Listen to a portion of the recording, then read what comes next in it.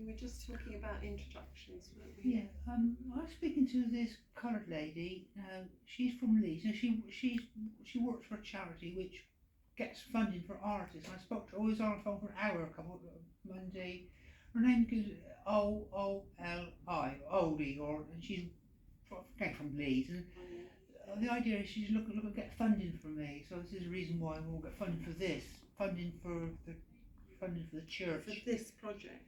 Well, it's got to have to pay. It'll be because in May we've got someone from Cuba coming. I forgot her name now. Rosie knows who I'm talking about. And she brings children to the farm, Paddington Farm, and she wants to bring them down here. So we'll try to.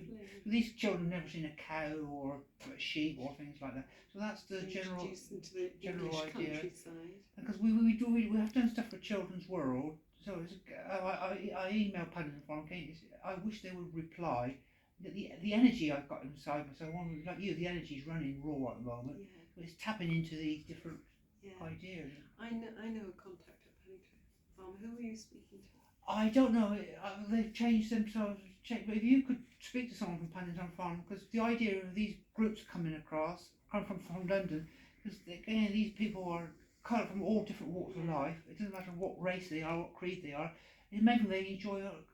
Last year, me and Rosie, we did a one day. We were about 300 or 400 children. I tell you, not one of them asked for help. All we just chuck their stuff everywhere like this, and they 300 to 400 children. I think roughly, but that's over a period of time. Okay. Give you a rough estimate. Probably less, or just somewhere around there. And we just gave them paper, pens, and they just got on with it. Their parents, at least we had someone was there all the time. So with health and safety, someone was there all the time. But it was a fantastic day. Because I had a chat with you at the Talking Cafe last Monday about these telepathy tapes that I've started listening to, which fascinate me, about the autistic children who communicate with their parents. Or one group say they communicate on the hill. Now the hill is not a geographical location. Mystical. It's just a place where they go to in their minds to talk to one another across this county. So they say, I'm going to the hill, and they have chats with one another through telepathy. It's quite incredible. I think the life after death experiences, everybody in the next world, spiritual world, people can talk to what you just said, that word, telepathy.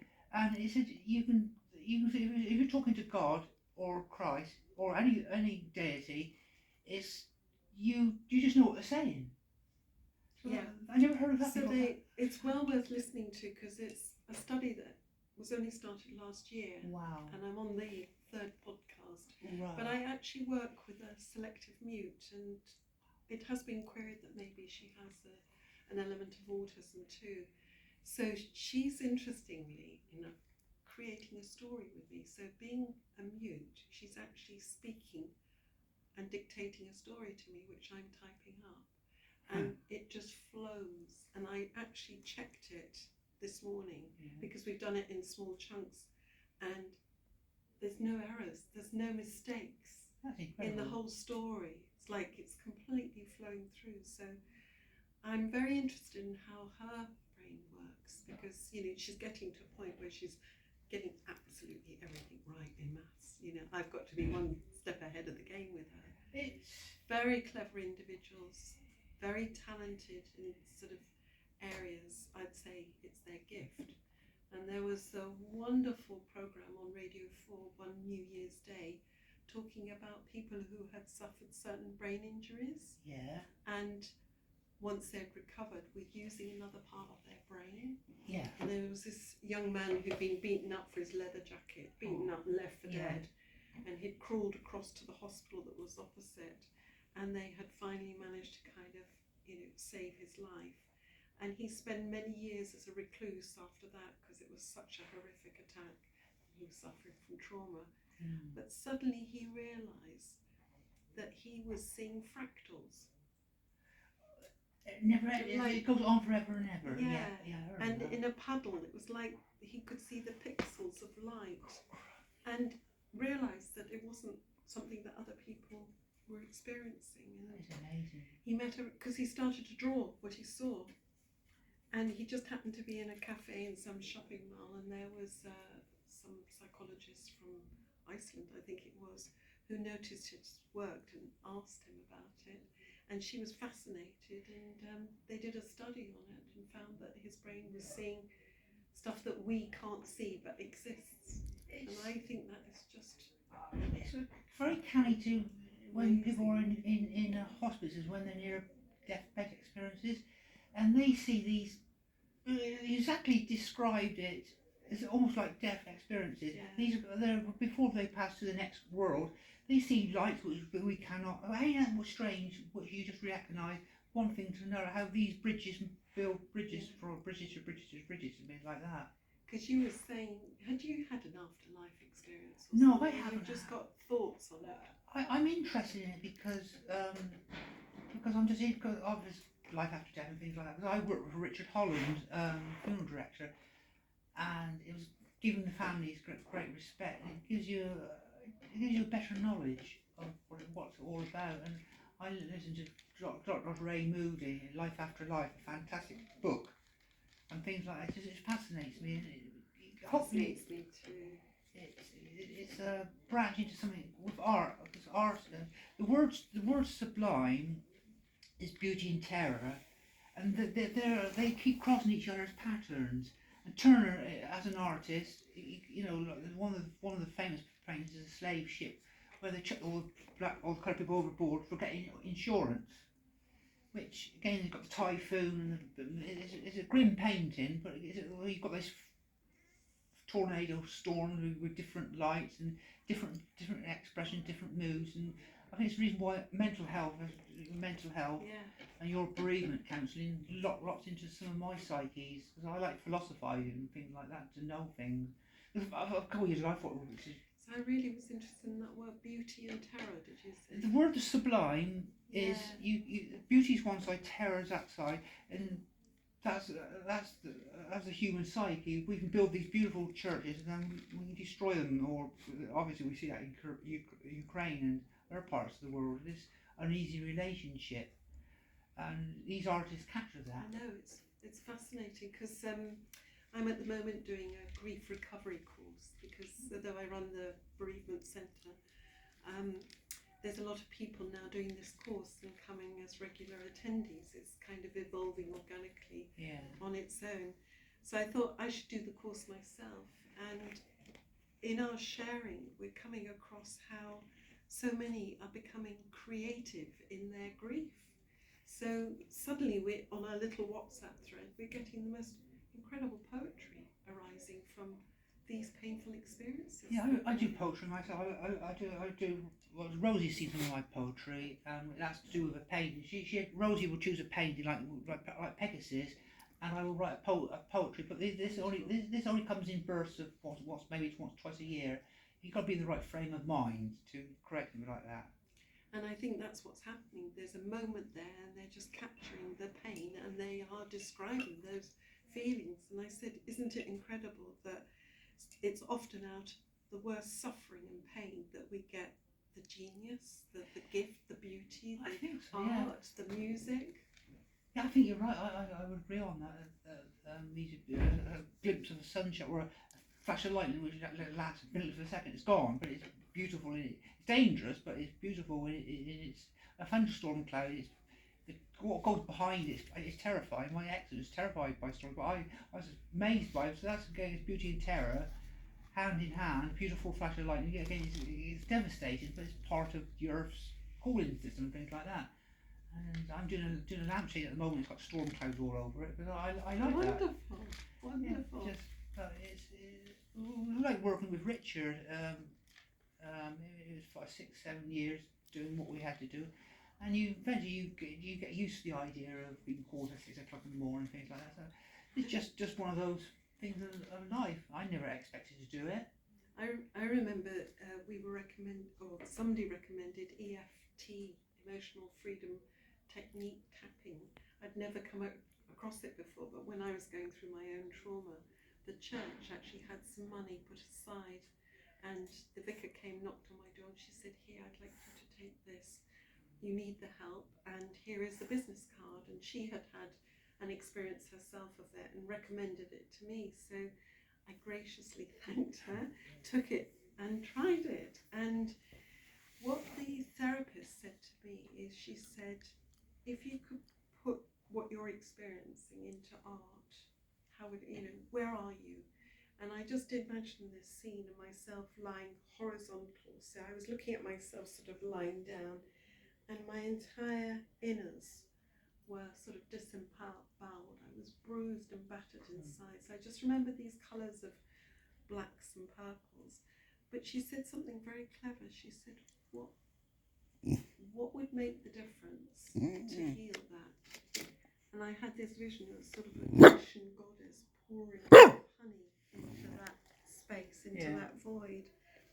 And I came away thinking, that vision, that image has helped me in a sort of healing way. And then I did one of the primal scream, but it was my version of the primal scream, and somehow it was just a way of expressing what I couldn't say in words. A bit like Edward's monks. Yeah. Yeah, that's visually strong. I did a painting for a lady, a counsellor, and this was years and years ago. And I did a painting of Margate. It was mostly boats. Had you been there? No. So was it from a photograph? It was a copy of Turner's paint. So I did the painting, and this lady come in, and she walked around. I told Rosie the story. She walked around my painting, started crying, and she was quite emotionally upset.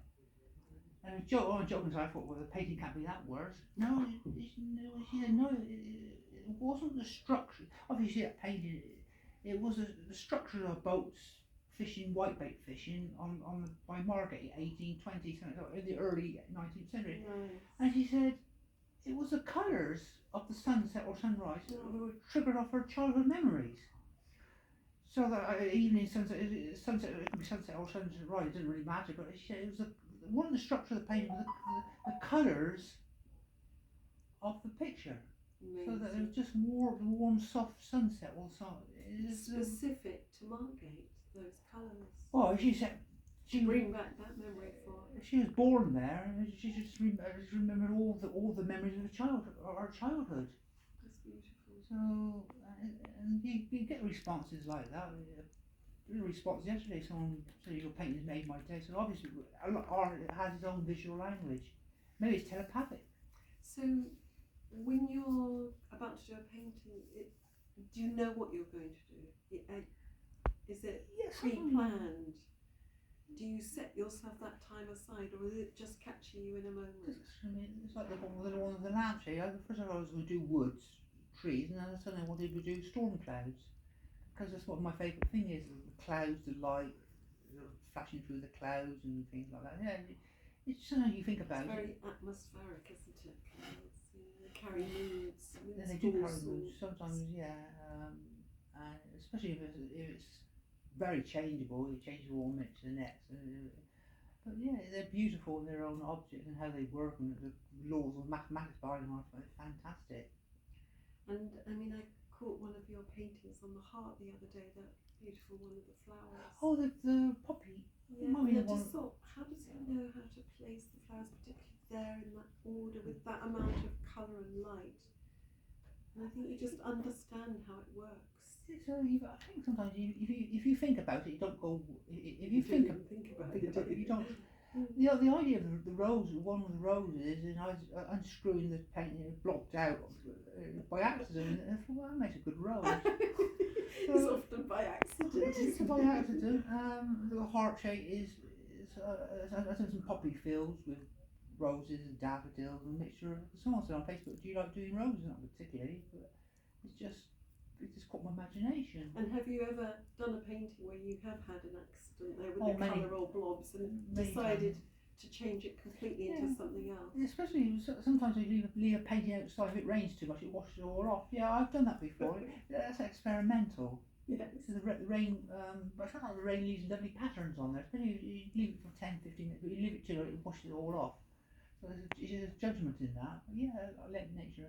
and painting on tree logs and paint on tree logs and things like that. This is why this is why I'm interested in doing at Paddington Farm, is doing art trails. So Lovely. I was talking. Who was the owner before? He's retired now. I only know Michael. Tanya. Michael was really infused by me, Rosie. We went for this long walk. The idea was to do a massive art trail, so people will paint on wood and leave it for a trail. Yeah, well, you've got the woods down there where we Yeah. used to have our school called the Spring. I have tried. We're very keen on. We're going to hopefully work with this lady from. She brings her lot over every May, June, and July, and this is, hopefully she's doing a bit like the Muriel Trail, but this would be a natural trail. So yeah, Michael was because he said to me, "What will you want to do with it, Mark? If I give you a free license, what will you do?" I'll do water for kids, and especially in summer. They would paint their paintings and then leave them to decay and naturally rot away. But it's just it's learning again. Just like nature. It's like the again life and death circle, rebirth. So is the circle of life and things like that. So that's what the art. It's not sentimental. It's obviously sentimental, but I think it'd be fantastic. Well, it's fantastic. You see, it's wonderful, but it's trying to convince people of that. And Rosie knows what I think about it. And as a child, were you painting right from the moment you could hold a brush? I was 5 years old. I can remember my first painting was at High School. It was a big peacock butterfly, and I didn't think much of it then. You don't when you're young. You're more interested in chasing thunderstorms and snow showers, and being you. But we had flashes of inspiration when I went to Avalon School. They realised I could do drawing, but obviously marriage come into it, kids, family, grandchildren. And you sort of ease off, then something triggers in your mind. You want something to do to leave a legacy. So that's the basic idea. It's just family and children, and you got married, and you sort of leave it to the sidelines. But yeah, there's nothing special in it really. Just enjoy what you've been given. Because we were also asked to remember our first dawning of our conscious moment as a child. How old were we? And I recall that I was 3.5 years old, because I actually remember writing the number 3.5, and it was a painting of a gollywog. Of course, I can't say gollywog. It was a big. I wanted a gollywog, seriously. They used to have them with W.H. Smith on the top shelf. I remember, yeah. But that's there's a lot of debate going on. A lot of debate in the science community. There's a lot of scientists that do believe the consciousness does survive after death. So there's a big debate going on at the moment on these real issues, and really strong evidence that the soul, or you may recall, where does your consciousness wake up? That's a very good question. How you reply to that? The first conscious moment, your self-awareness. So you look in the mirror, you know who you are, how it all ends or starts and things like that. Yeah, I think it's a very spiritual subject. Yeah, there's very subtle signs. It's that age, that Piaget's theory of up until about 6, we think the world revolves around us. We've got no idea of a sort of 3D world. Something behind here goes on as well. It's only what we see. Dimensional. I reckon in these states you see 360 degrees. In the spiritual world, or you see 360 degrees, almost 90%, 100%. You've got visual. How that works, I don't know. So have you had any of those sort of visions? Have you had any sort of out-of-body experience? Not really, no. I think there's a Dutch scientist who studied all this, and he studied and he wrote many books on it. And he said himself he's never had none, but he's world figure on near-death experiences and life after death. He's had no experience of it, but he wrote books on it. He's a Dutch doctor, and he brings all his stuff into hospices now. They're such a different place now. Yeah. And he sees these near-death experiences. Their relatives coming to collecting their relatives from this world to the next. It's so commonplace. It's huge. And he said through his interview, he had no experiences as such. But for me, for Richard, it was just make sure everything was done properly, that we show the greatest respect. Totally. And you know, I remember my mother sort of looking to the left and right. I'm sure she was seeing, you know, other family members coming to welcome her, or angelic beings or something. And she reverted to her mother language, Danish. She wouldn't speak anything else towards the end of her life. That is amazing. That is so commonplace. Again, we have these discussions with Rosie sometimes, our different views on the world and how we see the world. And I come across it on YouTube one day. I did never really sort of bothered about it because my mum's sees angels and ghosts and things like that. But when I started reading about it, the scientists are really starting to look into it and things like that. It's a fascinating world. I had a near-death experience when I drowned, and that was very, very frightening. But at the same time, I do remember reaching a place where I went under sort of what I thought was the last time, and having that panic of not being able to tell my mum and dad that I loved them. I know that that was the key thing, because I was still very young. I was in my early 20s. Yeah. But then when that panic kind of blew over, there was just this serenity and this peace. And I remember thinking, all is well. And it's a feeling. I know a lot of people who've had a near-death experience. It's like, it's going to be okay.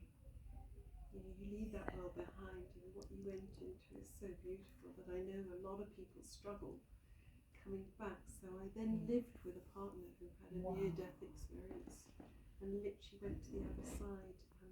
It was a motor racing accident, so it was in Formula One, and the strap of his helmet, he was run over by one of the cars, wrapped around the rear wheel and spat out the side, covered in fuel.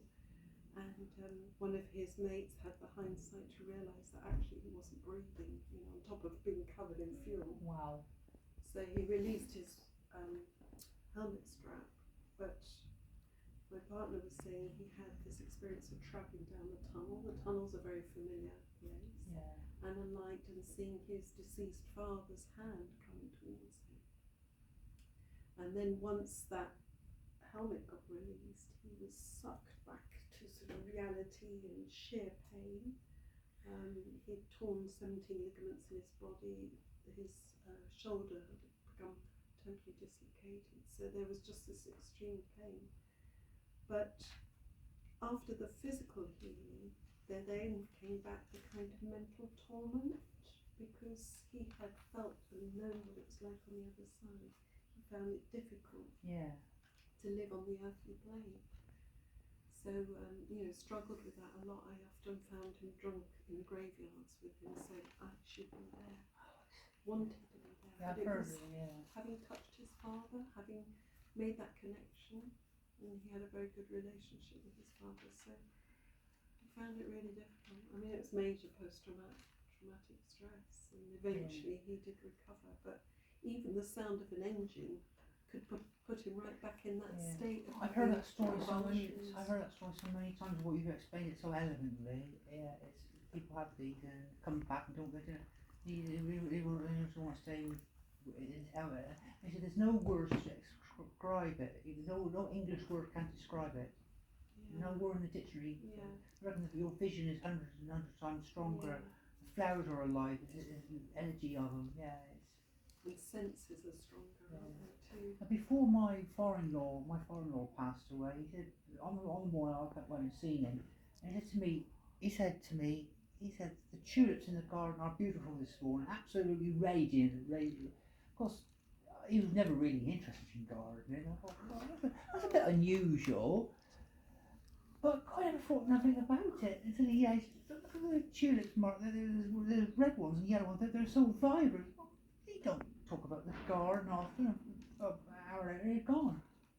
It's so interesting. No, I realise, you start to realise, if you stood this, because I didn't know about all this thing. I just didn't know about it. And you know, when people lose one of their senses, the other senses become very acute, don't they? I've heard that, yeah. Like the taste. I remember with my mother losing, you know, her eyesight, suddenly the focus was on taste. And everything didn't quite taste right. Well, the food was changing. Yes. Yeah, she liked her fresh fish and vegetables cooked perfectly. Yeah. Interesting life, isn't it? I think it is. Yeah. Yeah. Yeah. Well, thank you. Really interesting to talk a little bit more about Yes, definitely would. your times and your wonderful talents. But certainly, I'd love to come and give you a hand with some of your stuff you're doing. I'd love you to come and give me a hand. No. Yeah. Well. Yeah. Yeah, I got a feeling you can play like a child, and that's what it's about. I think it's very much to do with following the heart and having that joy again in life. Yeah, I think so. Definitely, especially Whether it's through art, playing music, or just playing for the sake of having fun. Thank you, Mark. Thank you. No, thank you for coming.